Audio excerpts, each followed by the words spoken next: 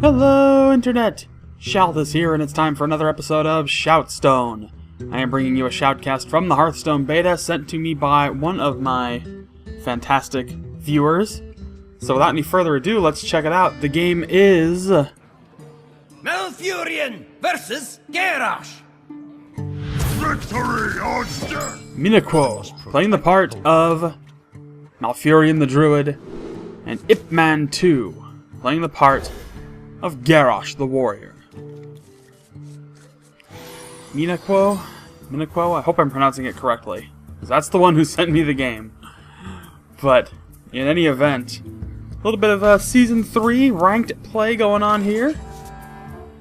A bit of exciting stuff.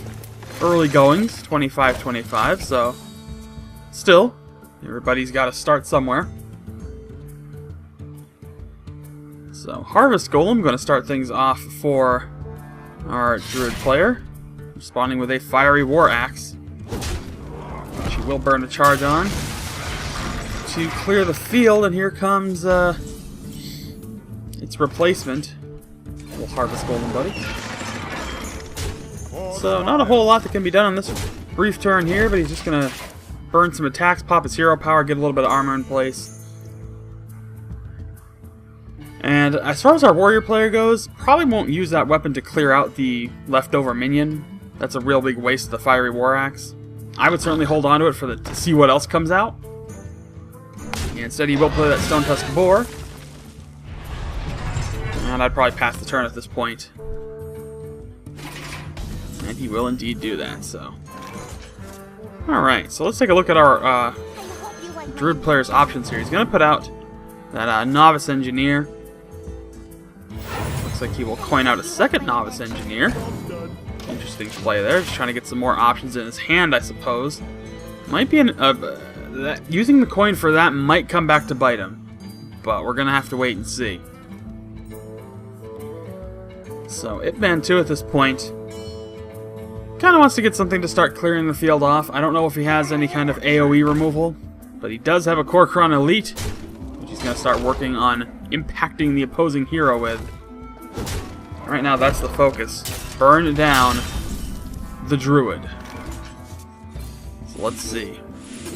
He's going to play that Wrath to get rid of that Kor'kron Elite.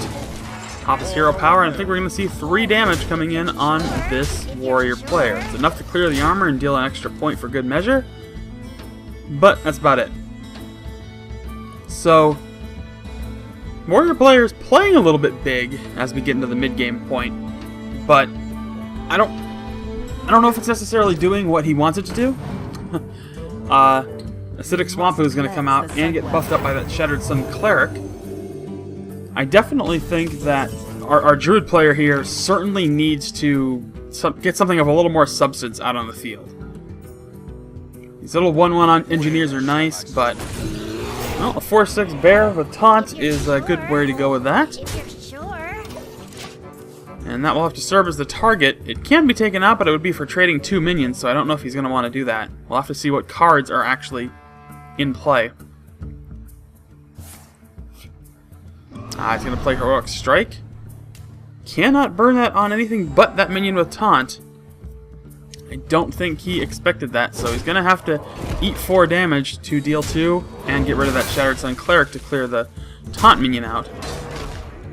But it's still a fairly even game so far. Attacking straight in with that Stormwind Knight as well. So far the moves are pretty good. He hasn't really done enough to significantly clear out the field. Or significantly, like, establish a board presence, I should say, this Druid player. So, getting rid of that taunt minion was a good move. He's going to play that Earthen Ring Farseer to recover a bit of health. And he's actually looking to be in a pretty good position. Which is kind of surprising, because this game started off a little rocky for him, I'd say.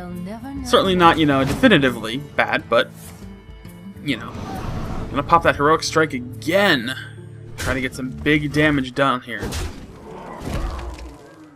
So, this game is getting a little tricky to call. Our warrior player is almost in a state of chop draw, which could end up being a bad move. That could end up winning the game for Minaquo, the Druid player. If you're sure. I don't know if he's... I mean, it looks like he's just going to start focus firing the opponent. Tankmaster Overspark is going to deliver a squirrel. Not exactly what he was hoping for, but hey. Still dead even, basically. Another Nightblade. Well, that's going to be 10 damage. Well, I'm sorry. No, that's going to be 6 damage, at the very least, inbound. But no, he is going to start clearing out some of those minions. I think it's finally in a state where, you know, it's really time to take care of these problems. Armor up, so we're at a dead even position as far as health goes. Gonna play that Ancient of Lore. Oops, a little overzealous with that. He has to actually cast that heal. There it goes. That recovers him nicely, and it gives him a very sturdy minion to the field. He's going to take out one of those Nightblades. Smart move there. And gets his opponent down to single-digit health. So now, let's take a look at what could possibly happen next turn while our warrior player is deciding the move to make. Alright, he's going to try focusing on that Ancient of Lore because he knows that that's going to be a problem. Interesting choice playing the Execute there, but kind of needed to do it. It's another Stormwind Knight out. Yeah, I'm sorry, I'm trying to take the time to actually look at this, so, okay, he clears the field out for his Druid player. The Druid player, I should say. But Cenarius could come out. And he is going to burn a couple of little taunty trees there. So pretty good field presence right now. But a Fiery War Axe, another Fiery War Axe. Good top draw there. So he's going to be able to clear out these taunt minions. And then start focusing fire on the Druid, who still has a pretty nice health advantage.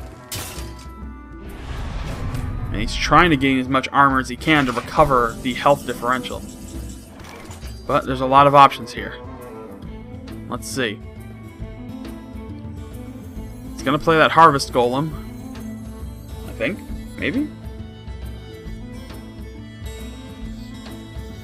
Yeah, alright. Thought that was coming. And he's going to burn the Defender of Argus. So that'll give him a couple of taunt minions that are nicely buffed up. And this is going to put him in a pretty good position here. Because now, warrior player down to 6 HP. Removal is not going to work for anything out there. At least as far as that Fiery War Axe goes. Unless he trades off that other minion. So he's going to play a Reckless Rocketeer to take out the Harvest Golem, which is going to respawn it right back up. At least a smaller version of it. Another armor up. Will he attack? No, and that is going to be it. That is GG right there. So, well played. A pretty nice recovery done by the opponent there. No, you can't only play it against a minion, my friend. Just finish it off the right way. So he plays it on a minion just for the heck of it and finishes the game. So Minaquo takes this game after looking a little rough in the early goings, but does manage to come back and get a win. So there you have it. That is going to do it for this episode of ShoutStone. I'll be back maybe tomorrow. I'll be back again with Game 3 of the Polaris tournament that we have been covering here. If you want to send me your games, you know how to do it. Just send me a link of the game on YouTube that you recorded, or hit it to me in a Dropbox. YouTube's probably best because it's going to get you the highest quality. You'll just have to upload it there, and then just send me like an unlisted link if you don't want it publicly shown. And I'll grab it, I'll cast it, and I'll put it up live. But that's going to do it again, so thank you all so much for watching. I will see you folks next time.